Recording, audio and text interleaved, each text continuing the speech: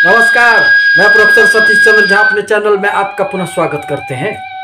जीवन में चलते चलते अनायास ही कभी अनेक प्रकार की समस्याएं सामने में दृष्टिगोचर होने लगती है।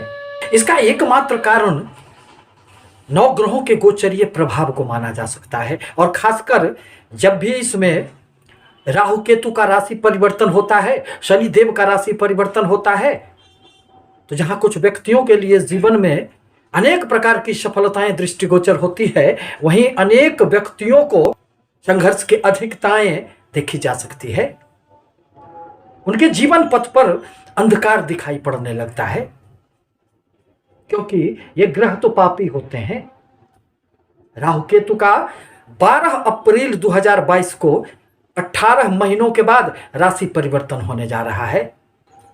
और जब भी कभी राहु केतु का राशि परिवर्तन होता है तो मन में एक अजीब सी घबराहट पैदा हो जाती है, क्योंकि यह तो छाया ग्रह है और यह व्यक्तियों में हमेशा ही भ्रम पैदा करने का कार्य करता है। आपके अनेक प्रकार के बनते बनते कार्य कभी अनायास ही बिगड़ते चले जाएंगे। सब कुछ सही रहने के उपरांत भी आप कुछ भी नहीं कर पाएंगे, क्योंकि ये अत्यंत ही बलवान ग्रह माने जाते हैं, जो देवताओं के न चाहने के बावजूद अमृत का पान कर लिया था। यह अनेक प्रकार की भौतिक इच्छाओं के प्रति मन में एक आकर्षण पैदा करने का कार्य करता है। साथ ही साथ जो वस्तुएं आपकी नहीं है, उन वस्तुओं के प्रति लालसाएं मन में यह पैदा करने का कार्य करता है।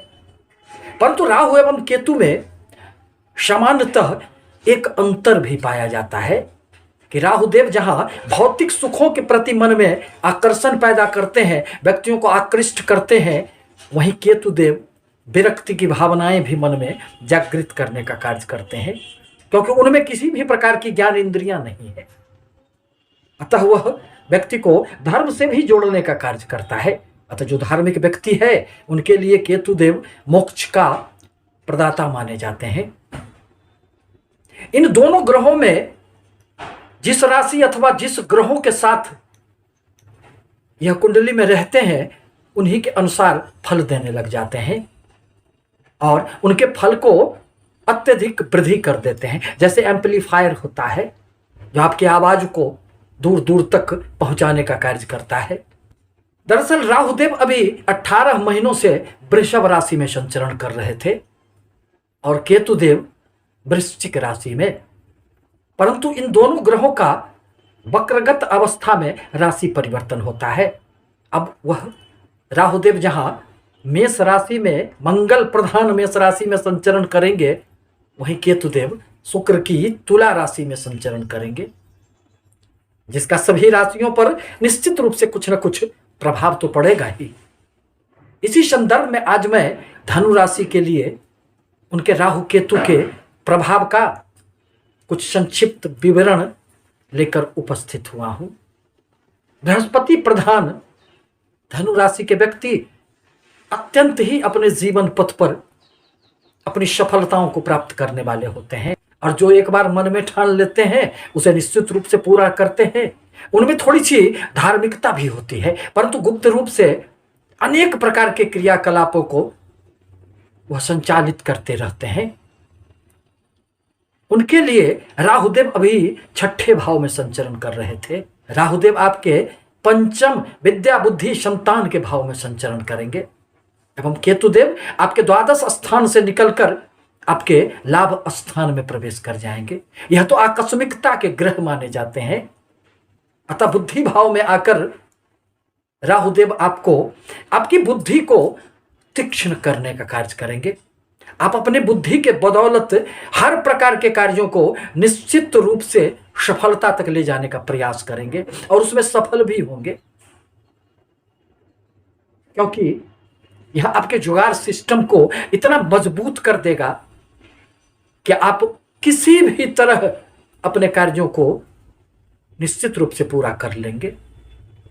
परंतु कभी कभी थोड़े से भ्रम की स्थिति पैदा हो जाएगी। निर्णय लेने में आपको कभी कभी कठिनाइयों का सामना करना पड़ेगा।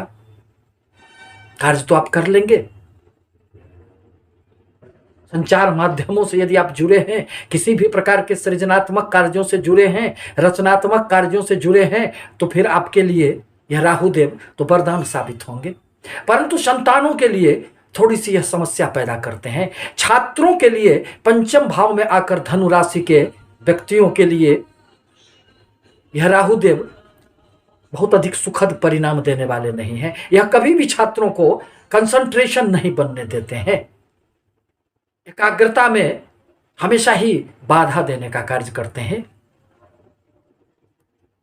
प्रेमी जनों को भी एक दूसरे की करीब आने से रोकने का प्रयास करते हैं, क्योंकि यह तो एक विच्छेदात्मक ग्रह माने जाते हैं। इन्हें सामंजस्य से क्या लेना देना, इन्हें प्रेम प्रसंगों से क्या लेना देना। यह तो भौतिक सुखों के कारक होते हैं और येन किरेन प्रकारेण आपको अनेक स्रोतों से धन देने का कार्य करेंगे। यदि आप लॉटरी, सट्टे, शेयर आदि से जुड़े हैं तो आपको इन 18 महीनों में खूब आकस्मिक लाभ होंगे। राहुदेव की 3 दृष्टियां मानी गई है। वह अपने पंचम दृष्टि से आपके भाग्य स्थान को देखेंगे, अतः भाग्य का कभी कभी भरपूर साथ मिलेगा और अनायास कभी लगेगा कि भाग्य ने हमसे सब कुछ छीन लिया है। धर्म के प्रति मन में थोड़ी सी निराशा का भाव उत्पन्न होगा। घूमने फिरने की यात्राओं का अनेक प्रकार से योग बनेगा। पिता के साथ कभी कभी वैचारिक मतभेद की समस्याएं बनती हुई आपको प्रतीत होगी। साथ ही साथ राहुदेव की 7वीं दृष्टि आपके लाभ स्थान पर पड़ेंगे, जो इच्छा पूर्ति का भाव है। 11वें भाव में कहीं से भी राहुदेव की यदि दृष्टि पड़ जाए तो आपको अनेक क्षेत्रों से, अनेक स्रोत से लाभ देने का भरपूर प्रयास करेंगे और आपको लाभ प्राप्त होंगे भी। मित्रों से भी आपको सहयोग मिलेंगे। समाज में मान सम्मान, यश, प्रतिष्ठा की भी थोड़ी सी प्राप्ति होगी। पुनः राहु की 9वीं दृष्टि आपके राशि पर पड़ेंगे, अतः आत्मविश्वास में तो खूब वृद्धि होंगे। आप कभी थकेंगे नहीं अपने कार्यों से और अपने कार्यों के बदौलत, अपने कर्म के बदौलत आप खूब सफलता अर्जित कर लेंगे। परंतु क्रोध की अधिकता रहेगी, मन बड़ा अशांत रहेगा और आप भ्रमित भी रह सकते हैं। आप गलत कार्यों को भी सही समझने लग जाएंगे, जिससे आपको कभी कभी बहुत अधिक नुकसान भी हो सकते हैं। अतः सोच समझकर अपने जीवन पथ पर चलना इस अवधि में आपके लिए आवश्यक होगा। केतुदेव आपके 11वें भाव में आकर वह भी आपको अनेक क्षेत्रों से लाभ देने का प्रयास करेंगे। हमेशा ही आकस्मिक लाभ की संभावनाएं बनी हुई रहेगी। अब जहां तक नक्षत्रों का प्रश्न है तो राहुदेव अभी कृत्तिका नक्षत्र के प्रथम चरण में संचरण कर रहे हैं, जिसके स्वामी ग्रह सूर्य को माना जाता है और सूर्य आपके लिए कारक ग्रह माने जाते हैं।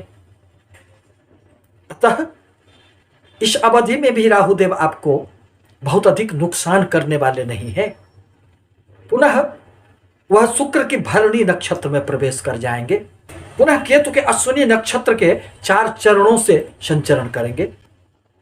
परंतु राहु एवं केतु जब भी कभी आपके जन्म नक्षत्र से संचरण करते हैं तो जीवन में अनेक प्रकार की समस्याएं पैदा करने का कार्य करते हैं। परंतु यदि आपके कुंडली में अच्छी स्थिति में राहु हो, उच्च के हो, केंद्र त्रिकोण से उनका संबंध बन रहा हो, तब तो बहुत अधिक नुकसान नहीं करते हैं। परंतु यदि जन्म कुंडली में राहु की अच्छी स्थिति न हुई तो फिर अनेक प्रकार की समस्याएं भी उत्पन्न हो जाती है। शास्त्रों में कहा गया है कि चंद्र राशि से प्रथमे 10वें धर्मे चंद्रादि भवेत् तमः बाल्यकाले सुखी शौ शाद वृद्ध काले महाधनी। अर्थात यदि चंद्र राशि से प्रथम 10वें एवं 9वें राहुदेव होते हैं तो बाल्य अवस्था तो सुखी होता ही है, वृद्धावस्था में भी जीवन में अनेक प्रकार की सफलताएं, यश, कीर्ति प्राप्त होते हैं। धन की कभी कोई कमी नहीं रहती है। राहु यदि चाह ले तो जीवन में व्यक्तियों को जमीन से अचानक ही रातों रात आसमान की बुलंदियों पर ले जाने का कार्य करते हैं। और यदि उनकी वक्र दृष्टि पड़ गई तो फिर जीवन को नुकसान भी पहुंचाने में जरा भी उनको समय नहीं लगता है। अतः इस प्रकार कहा जा सकता है कि राहु एवं केतु का यह गोचर आपके लिए मिले जुले परिणाम लेकर आ रहे हैं। लाभ तो खूब होंगे, धन की कोई समस्या नहीं रहेगी, अनेक स्रोतों से आपको निश्चित रूप से लाभ होंगे, परंतु प्रेम संबंधों में थोड़ी समस्या रह सकती है। आपके संतानों की थोड़ी समस्याएं उत्पन्न हो सकती है। कभी कभी कार्यों में आप अपने बुद्धि के कारण खुद ही नुकसान कर लेंगे, अतः उस पर भी आपको ध्यान देना आवश्यक होगा। आपके लिए आवश्यक है कि राहुदेव के बीज मंत्रों का जाप करें। आपसे निवेदन है कि हमारे चैनल को लाइक करें, सब्सक्राइब करें, ताकि मैं अपने विचारों से आपको अवगत कराता रहूं। धन्यवाद।